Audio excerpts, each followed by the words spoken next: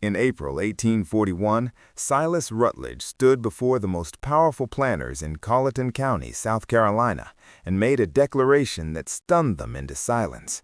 His 28-year-old daughter, Catherine, once a slender girl, now swollen to 260 pounds from years of mercury-laced treatments for her supposed hysteria, would be placed under the absolute authority of an enslaved man named Ezekiel Cross, not as a nurse or companion, as her owner in every practical sense.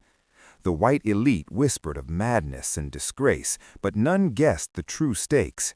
Cypress Grove Plantation sprawled across 800 acres of rice fields worked by 58 enslaved people. Silas, a thin, graying man driven by social hunger, had married well but never quite reached the top rung.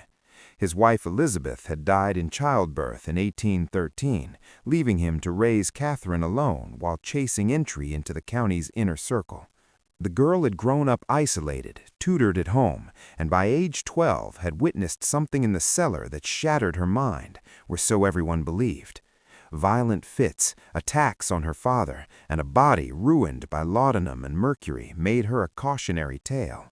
Only Silas knew the fits were not madness, but memory. On April 7th, a sealed letter arrived bearing the mark of the Brethren of the Harvest, a scythe crossed with wheat stalks. 13 men who met in secret, blending European blood rituals with stolen African spirit lore, convinced that the strong must consume the weak to keep the land fertile. Silas had been one of them since 1822. The letter demanded $12,000 or a public demonstration of loyalty. He must hand his only child to an enslaved man for 1 full year. The humiliation would be total, the debt would vanish. 3 days later, Ezekiel Cross arrived. Tall, 6'2", unmarked by whips, he carried the quiet precision of a carpenter and the hidden rage of a man who had lost everything. 3 years earlier, Silas had bought Ezekiel's wife, Sarah, and their children, Benjamin and Ruth, from a Virginia plantation, solely to prove his ruthlessness to the brethren, then shipped the family to Alabama to die. Ezekiel had spent 2 years maneuvering himself south, learning names, rituals, and the brethren's ledger that recorded every sacrifice. Now he stood before Silas and accepted the charge with steady eyes. Catherine's room reeked of stale medicine and rot. When Ezekiel entered, she hurled a vase and screamed for him to leave. He opened the curtains instead. Sunlight struck her like a blow. In the days that followed, he weaned her from laudanum with valerian, chamomile, and milk thistle, walked her short distances, fed her lean meat and greens. Her tremors eased, her speech cleared. One afternoon she asked what he wanted. He told her the truth: revenge. She studied him, then whispered the names of the 13 men who had feasted in the cellar when she was 12. "I want them all dead," she said. They formed an alliance sealed by a handshake. Catherine revealed the hidden ledger in the cellar that listed every ritual murder, every name, every consumed victim. Silas would leave for Charleston on May 14th. They would copy the most damning pages that night. For 2 weeks they planned in whispers, while Catherine grew stronger and the county reeled from Silas's public announcement. On April 29th, at a lavish dinner, Silas declared Ezekiel Catherine's full guardian. The room fell into shocked murmurs, but Catherine played the obedient daughter, her knuckles white beneath the tablecloth. May 14th arrived. Silas's carriage rolled away at dawn. At 10 that night, Catherine and Ezekiel slipped through the kitchen paneling and descended into the cellar.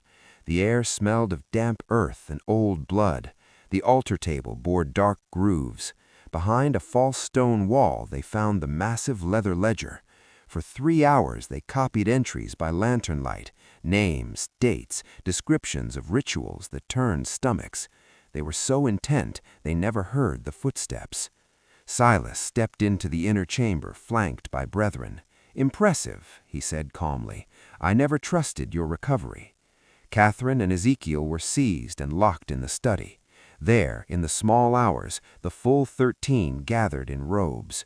Silas offered Ezekiel a bargain: become an associate of the brethren, participate in their rights, and in return receive help destroying the Alabama planter who had worked his family to death. Refuse, and both he and Catherine would die that night. Ezekiel looked at Catherine. She shook her head, but he accepted, on the condition she be sent north with money and a new name. The deal was struck. Catherine was taken away at dawn in a closed carriage. Ezekiel remained under watch, waiting for his initiation in 3 weeks. The 3 weeks were torture. Ezekiel performed menial tasks under constant guard, yet he was allowed inside the house and the cellar. He mapped routines, noted weak points, and played the broken man who had chosen survival. At night he stared at the scrap of paper bearing the names Sarah, Benjamin, and Ruth, whispering forgiveness for what he must become. On evening of June 3rd, the brethren assembled. Ezekiel was stripped to the waist, hands bound, and led to the candle-lit chamber. All 13 waited in crimson-trimmed robes. A terrified young enslaved woman was bound to the altar. Silas held out a knife. "Make the first cut," he said. "Prove your loyalty." Ezekiel took the blade. The chanting rose. He stepped forward, then pivoted and drove the knife into the throat of the nearest brother. Blood sprayed. He snatched the man's robe, hurled it across candles, plunging half the room into darkness. Chaos exploded. Ezekiel fought like a man who had nothing left to lose, shielding himself with bodies, shattering kneecaps, smashing faces with iron candle stands. The brethren were soft men, unused to violence. He freed the woman on the altar and screamed for her to run. Above ground, Catherine had never left. For 3 weeks she had hidden among the enslaved, moving by night from plantation to plantation, telling the truth about the cellar and the 13 men who had stolen their children and friends. 23 people answered her call, men and women armed with axes, scythes, and hammers. When the young woman burst screaming from the kitchen, Catherine led them down the stairs. The cellar became a slaughterhouse. The brethren, still reeling from Ezekiel's attack, had no chance. Judge Pelham's pistol was knocked away before he could fire. Reverend Crenshaw begged and was silenced. Marcus Fanning tried to flee and was dragged back. Silas seized Catherine, pressing a knife to her throat. "Stop, or I kill her." The room froze. Catherine smiled without fear. "Do it, you already lost." She drove an elbow into his ribs, spun free, and Ezekiel was there. The 2 men faced each other across the blood-slicked floor. "You took everything from me for no reason except that you could," Ezekiel said. Silas's plea was small and broken. Ezekiel gave him none. The enslaved people finished what they started. 13 bodies lay among the overturned chairs and spilled candles. Catherine stood in the center, trembling with release. "Now we burn it all." They dragged the corpses into place to suggest an accident, piled the ledger and journals on the altar, and poured lamp oil. Ezekiel tore out the single page recording his family's sale and tucked it inside his shirt. Catherine touched a candle to the oil. Flames roared upward. They fled into the yard and watched Cypress Grove Plantation become an inferno. By dawn, the mansion was ash. The official story spread quickly. A tragic meeting of prominent gentlemen had ended when a candle overturned in the cellar.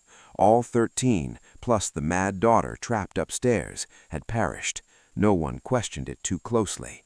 The enslaved who had taken part vanished back to their quarters and spoke of nothing. Within months, most were sold away, carrying the secret to new plantations. Catherine and Ezekiel parted at sunrise. She carried stolen money and headed north to disappear and write a coded journal she would hide for future eyes. He walked west toward the frontier, carrying the torn ledger page and the knowledge that a small network of the desperate now looked to him for escape routes. They never met again. Years later, the ruins were cleared, the land sold, and new houses built. But stories persisted in slave quarters. The night the masters burned, the white woman and the black man who made justice where none had existed. In 1863, Union soldiers found bones in the swamp and strange markings on trees. In 1971, a coded journal surfaced during demolition and then vanished again.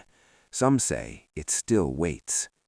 13 men who believed cruelty was their birthright learned otherwise in fire and blood. Power built on suffering is never as solid as it seems. Sometimes the powerless simply stop waiting for permission.